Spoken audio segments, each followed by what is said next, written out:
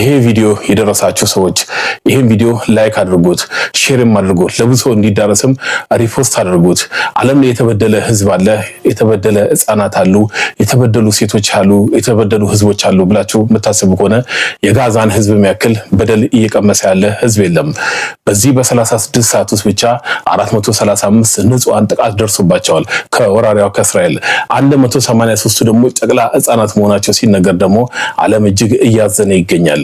ይሄ ጦርነት እንግዲህ አሁንም ድጋሚ ጀምሯል። የጋዛ ንጹሃንም ደግሞ ማፍጠሪያ እንኳን ሳይኖራቸው እየተገደሉ ይገኛሉ።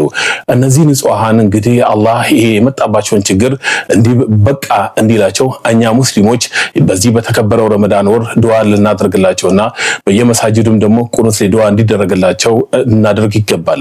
እኛ ይሄን ማድረግ ነው የምንችለው፣ በዱዓና በጸሎት ከጎናቸው እንድንቆም አላህ የነስሩና የድሉን ጊዜ እንዲያመጣላቸው እየተመኘ